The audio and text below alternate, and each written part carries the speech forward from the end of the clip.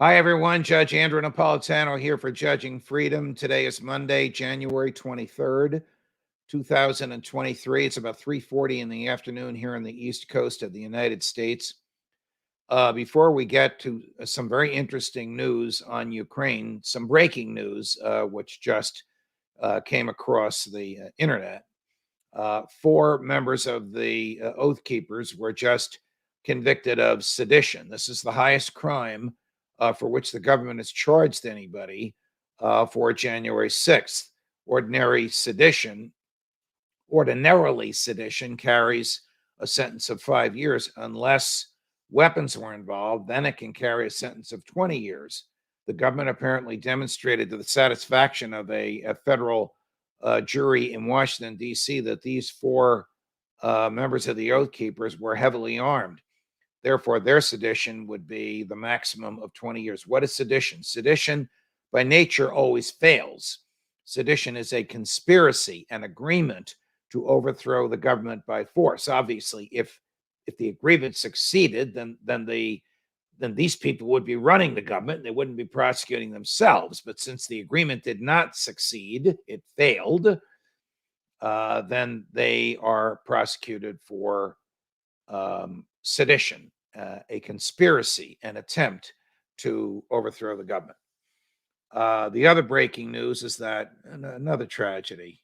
An 11th person has died in Monterey Park, California, at the hands of a maniac who slaughtered them with a weapon on Saturday. Yesterday, of course, he killed himself. These appear to be Asians and Asian Americans who were celebrating the Lunar New Year.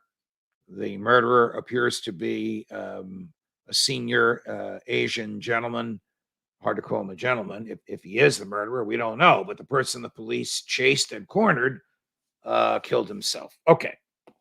Sergei Lavrov. Who is he? He's the foreign minister of Russia.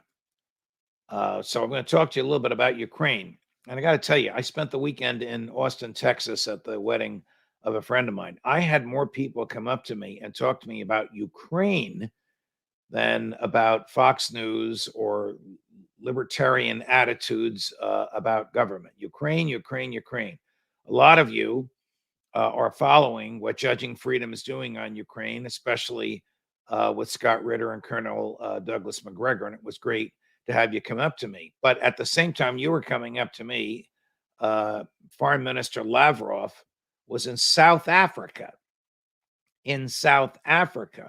Where the Russian government has formed a bizarre alliance with the South African government. Foreign Minister Lavrov said for the first time in public that Russia's at war with the West and NATO is behind it, and NATO wants to destroy all things Russian in what is currently Ukraine. Now, we're going to play the tape for you. Obviously, he says this in Russian, but there are subtitles that are easy for you to follow. Take a listen. Мы говорим о том, что там происходит на Украине.